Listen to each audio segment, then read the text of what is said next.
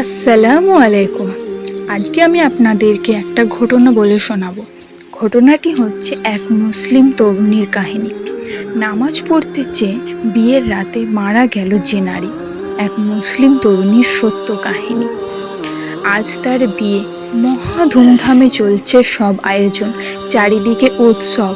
মাগরিব নামাজের পর তাকে মেকআপ দেওয়া হলো, সুন্দর সাদা বিয়ের পোশাক পরানো হলো। এই করতে করতে এশার আজান হলো।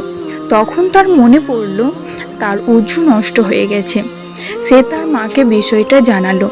মা, আমি অজু করতে এশার নামাজ পড়তে চাই। তার মা এতে বিস্মিত হলেন। তুমি কি পাগল হয়ে গেছো? দেখছো না সবাই তোমার জন্য অপেক্ষা করছে? তোমার মেকআপের কি হবে? পানিতে তো সব ধুয়ে যাবে। তখন তিনি বললেন, আমি তোমার মা, আমি নির্দেশ দিচ্ছি, তুমি এখন নামাজ পড়বে না।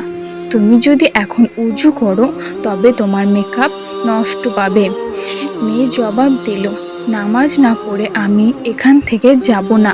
মা, তুমি জানো নামাজের মাপ নেই, আল্লাহ অবাধ্য হতে পারবো না। তার মা জবাব দিলেন, মেকআপ ছাড়া তোমাকে দেখলে মেহমানরা তোমাকে কি বলবে? তাদের চোখে তোমাকে কি সুন্দর লাগবে? তোমাকে দেখে তখন তারা কৌতুক করবে।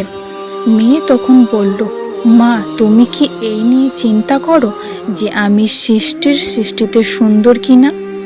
আমার স্রষ্টা নিয়ে কি ভাবো? আর আমি ভাবছি, আমি যদি আমার নামাজ বাদ দিই তবে তার দৃষ্টিতে আমি সুন্দর হব না।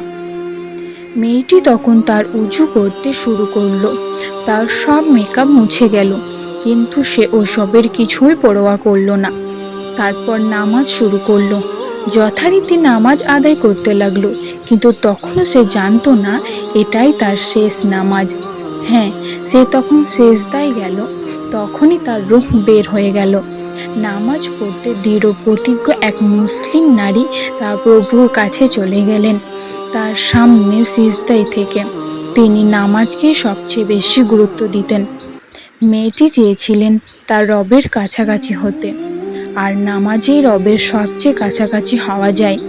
কে তার চেহারা নিয়ে, সাজগোজ নিয়ে কি বলল সে তার পরোয়া করতো না। তার ভাবনা জুড়ে ছিল আল্লাহ তার সম্পর্কে কি ভাবছেন। সব মুসলিমের চিন্তা এমনই হওয়া উচিত, নয় কি? এই সত্য কাহিনীটি বলেছেন শেখ আবদুল্লাহ মহসিন আল আহমেদ। ঘটনাটি ঘটেছে সৌদি আরবের রাজধানীর আভায়। তবে তিনি মেয়েটি ও তার পরিবারের পরিচয় প্রকাশ করেননি। সুবহানাল্লাহ।